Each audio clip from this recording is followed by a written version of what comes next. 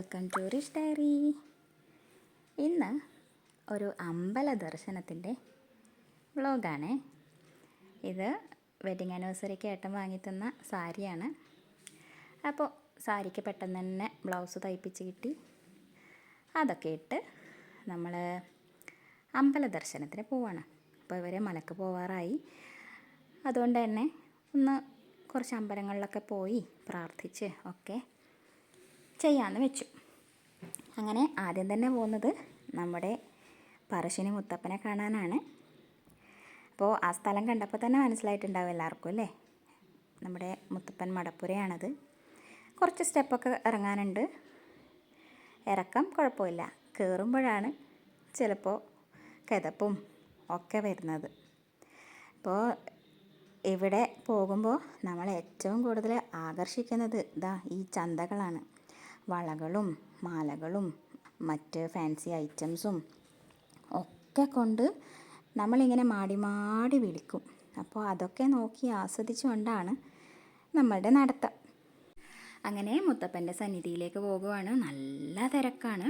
ഞായറാഴ്ചയായിരുന്നു ഞങ്ങൾ പോയത്. അപ്പോൾ അത്രയും തിരക്കുണ്ട്. ഞാൻ ഇതുവരെ ഇത്രയും തിരക്കുള്ള സമയത്ത് വന്നില്ല എന്നാണ് എനിക്കൊരു ഓർമ്മ. അപ്പോൾ ഞായറാഴ്ച ആയതുകൊണ്ടാവാം ഇത്രയും തിരക്കുണ്ടായത്. മാത്രമല്ല, അവിടെ എത്തിയപ്പോഴാണ് നമ്മൾ കാണുന്നത് തിരുവപ്പനെയും മുത്തപ്പനും ഒക്കെ ഉണ്ടായിരുന്നു.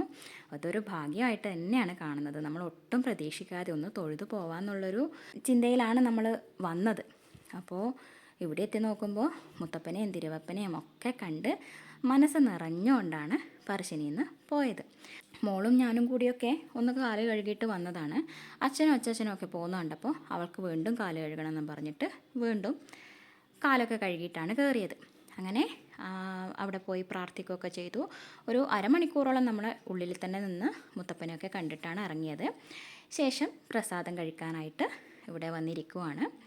ചായയും മമ്പയർ പൊങ്ങിച്ചതും. ആ ഒരു ചായ കാണാൻ ഇങ്ങനെയാണെങ്കിലും അത് കുടിക്കുമ്പോൾ അത്രയും ടേസ്റ്റാണ്. അങ്ങനെ നിർമ്മാല്യമൊക്കെ കഴിച്ച് നമ്മൾ തിരിച്ചു പോവുകയാണ്. തിരിച്ചു പോകുമ്പോഴും ഇങ്ങനെ ഫാൻസിയൊക്കെ നോക്കി അങ്ങനെ ആസ്വദിച്ചുകൊണ്ടാണ് നടത്തം. ഈ വളകളാണ് എന്നെ കൂടുതലും ആകർഷിച്ചത്. പക്ഷേ ഇപ്രാവശ്യം ഞാൻ പോയപ്പോൾ ഒന്നും വാങ്ങിയില്ല കേട്ടോ. അല്ലെങ്കിൽ എന്തെങ്കിലുമൊക്കെ സാധനങ്ങൾ ഞാൻ വാങ്ങുന്നതാണ്. പക്ഷേ ഇപ്രാവശ്യം ഒന്നും വാങ്ങിയില്ല. മോൾക്കൊരു കീ ചെയിന് മാത്രം വാങ്ങി. അപ്പോൾ വരുന്ന വഴിക്ക് നമ്മൾ കണ്ടൊരു കാഴ്ചയാണ് ആ മെയ് ഫ്ലവർ ഇങ്ങനെ വിരിഞ്ഞിരിക്കുന്നത്. അപ്പോൾ അടുത്തതായിട്ട് നമ്മൾ തൃച്ചംബരത്തേക്കാണ് പോകുന്നത്. തൃച്ചംബരം ശ്രീകൃഷ്ണ ക്ഷേത്രം. അങ്ങനെ അവിടെ എത്തി. രാവിലെ ഒരു 8 മണി ആകുമ്പോഴേക്കും നമ്മൾ വീട്ടിൽ നിന്ന് ഇറങ്ങിയിട്ടുണ്ടായിരുന്നു. അപ്പോൾ പറശ്ശിനിയിൽ കുറച്ചധികം സമയം നിന്നു. അപ്പോഴേക്കും ഇവിടെ വരുമ്പോൾ നല്ല വെയിൽ തുടങ്ങിയിട്ടുണ്ട്. അപ്പോൾ മോള് പറയുവാണ് കാല് പൊള്ളുന്നുണ്ട് ഇവിടെ നിന്നൊക്കെ. അങ്ങനെ ഈ സ്ഥലങ്ങളിൽ നിന്നൊക്കെ കുറച്ച് സ്പീഡിൽ തന്നെ നടന്നു. തൃച്ചംബരത്ത് കയറുന്നതിന് മുന്നേ ഇവിടെ ഒരു ശിവക്ഷേത്രമുണ്ട്. അവിടെയും കൂടി തൊഴുതിട്ടാണ് ഞങ്ങൾ ഇങ്ങോട്ടേക്ക് വന്നത്. അപ്പോൾ ഇവിടെ വന്ന് നോക്കുമ്പോൾ ഇവിടെയും നല്ല തിരക്കുണ്ട്. 1-2 കല്യാണങ്ങൾ ഉണ്ടായിരുന്നു. നമ്മളവിടെ നിൽക്കുന്ന സമയത്ത് തന്നെ 2 കല്യാണം അവിടെ നിന്ന് കഴിഞ്ഞിട്ടുണ്ടായിരുന്നു. അപ്പോൾ അച്ഛന് ബാത്റൂമിൽ പോകണമെന്ന് പറഞ്ഞിട്ട് അച്ഛൻ ആ ഭാഗത്ത് പോയപ്പോൾ നമ്മൾ ഇവിടെയൊക്കെ വന്ന് ചുറ്റിക്കറങ്ങുന്നതാണ്. അവിടെ കുളമുണ്ട്. ഇത് ഒരു ദേവിയുടെ ക്ഷേത്രമാണ്. ഈ കാണുന്ന കുളത്തിന് നടുവിലായിട്ടാണ് ക്ഷേത്രം ഉള്ളത്. അപ്പോൾ ഇതിൽ കുറേ മീനുകളുണ്ടായിരുന്നു. മക്കൾ അവിടെ നിന്ന് മീനിനെ നോക്കുന്ന സമയത്ത് ഞാൻ ഷിജേട്ടനും കൂടി ഇവിടെ നിന്ന് കുറച്ച് സെൽഫിയൊക്കെ എടുത്തു. അപ്പോൾ ഇവർ തുളസി ഇട്ട് കൊടുക്കുമ്പോൾ ആ മീൻ വന്നിട്ടത് കഴിക്കുന്നുണ്ട്. അതൊക്കെ നമുക്കും കൂടി കാണിച്ചു തന്നിട്ട് അങ്ങനെ അവിടെ സമയം ചിലവഴിച്ചു. അതിന് ശേഷമാണ് നമ്മൾ ഉള്ളിലോട്ട് കയറാൻ നോക്കിയത്. ഇവിടെ ഒരു ഇലഞ്ഞി മരമുണ്ട്. അതിനൊരു പ്രത്യേകത എന്താണെന്ന് വെച്ചാൽ അതൊരിക്കലും അതിൽ കായ് ഉണ്ടാവില്ല എന്നാണ്. ത്വക്ക് രോഗം ബാധിച്ച് അവശനായ ഒരു കൃഷ്ണഭക്തൻ ഇവിടെ ഈ ഇലഞ്ഞി മരത്തിന് താഴെ കിടന്ന് വിശ്രമിക്കുമായിരുന്നു അത്രേ. അപ്പോൾ ആ ഇലഞ്ഞിക്കായ വീണിട്ട് അദ്ദേഹത്തിന് അസ്വസ്ഥത തോന്നുകയും ഭഗവാൻ മരത്തിനെ ശപിക്കുകയൊക്കെ ചെയ്തു എന്നാണ് പറയുന്നത്. ഇതിലൊരിക്കലും ഇലഞ്ഞിക്കായ ഉണ്ടാവരുത് എന്നൊക്കെ പറഞ്ഞിട്ട്. അപ്പോൾ അതാണ് അതിൻ്റെ ഐതിഹ്യമായിട്ട് പറയുന്നത്. നമ്മൾ ഉള്ളിൽ കയറി പ്രാർത്ഥിക്കുകയൊക്കെ ചെയ്തിട്ട് അടുത്തതായിട്ട് വരുന്നത് രാജരാജേശ്വര ക്ഷേത്രത്തിലാണ്. ഇവിടെ വന്ന് നോക്കുമ്പോൾ എല്ലാവരും ഇങ്ങോട്ട് എത്തുമ്പോൾ വല്ലാതെ ഇങ്ങനെ ഓടുന്നുണ്ട്. ഞാൻ വിചാരിച്ചു എന്താ ഇത് സംഭവം എന്നും. അപ്പോൾ നിലത്ത് കാല് വെച്ചപ്പോഴാണ് എന്തുകൊണ്ടാണ് ഓടിയത് എന്ന് മനസ്സിലായത്. കാരണം അത്രയ്ക്കും ചൂടായിരുന്നു ആ നിലം. എങ്ങനെയാണ് നടന്ന് അവിടെ എത്തിയതെന്ന് നമ്മൾക്കേ അറിയുള്ളൂ. അതിനു മുന്നേ നമ്മൾ ക്ഷേത്രത്തിൽ കയറുന്നതിന് മുന്നേ ഇവിടെ ഒരു വലിയ ശിവൻ്റെ വിഗ്രഹമുണ്ട്. അതൊക്കെ കണ്ട് അവിടെ ഫോട്ടോസൊക്കെ എടുത്ത് അതിന് ശേഷമാണ് നമ്മൾ ഉള്ളിൽ കടന്നത്. ഇവിടെ സമയം ചിലവഴിക്കാൻ കാരണം എന്ന് വെച്ചാൽ ഷിജേട്ടൻ അവിടെ വണ്ടി പാർക്ക് ചെയ്യാൻ വേണ്ടിയിട്ട് പോയിട്ടാണുള്ളത്. ആ സമയത്താണ് നമ്മളിവിടെ കയറിയിട്ട് ഇതുപോലെ ഇങ്ങനെ നടന്ന് കളിക്കുന്നത്. നമ്മളിവിടെ എത്തുന്നത് ഒരു 11:30 ആ ഒരു സമയത്താണ്. ആ സമയത്തെ വെയിൽ എന്താണെന്നുള്ളത് അറിയാമല്ലോ എല്ലാവർക്കും. അപ്പോൾ ഭയങ്കര വെയിലായിരുന്നു, നല്ല ചൂടും ഒക്കെ ആയിട്ട് ഭയങ്കര അസ്വസ്ഥതയായിരുന്നു.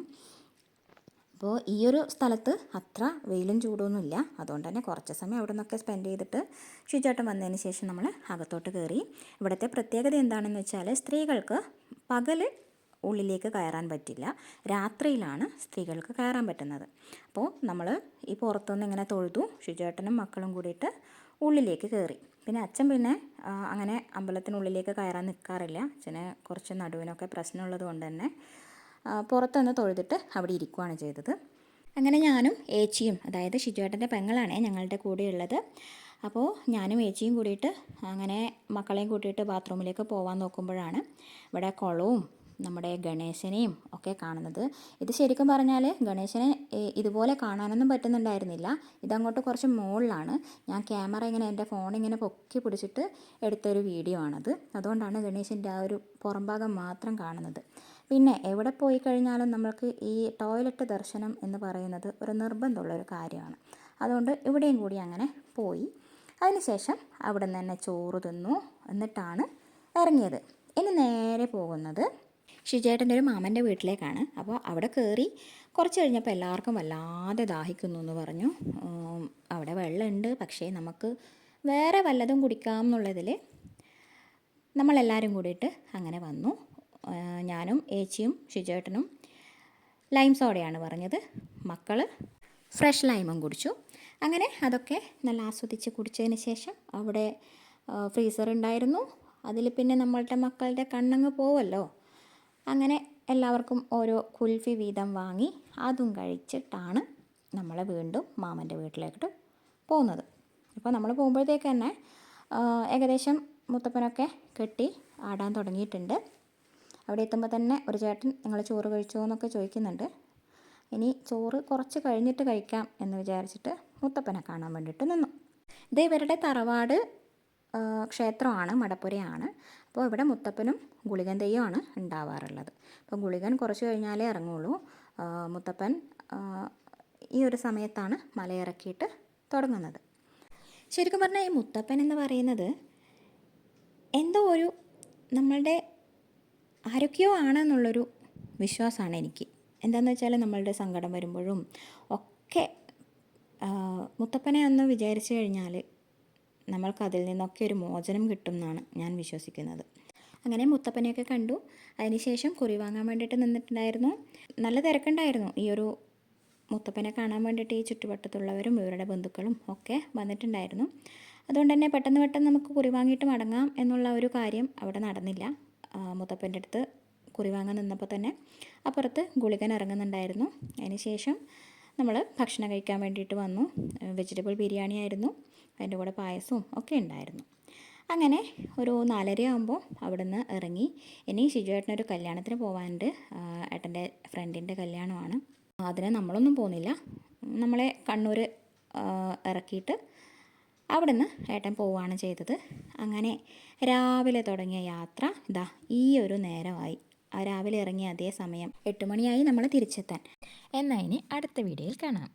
Thanks for watching.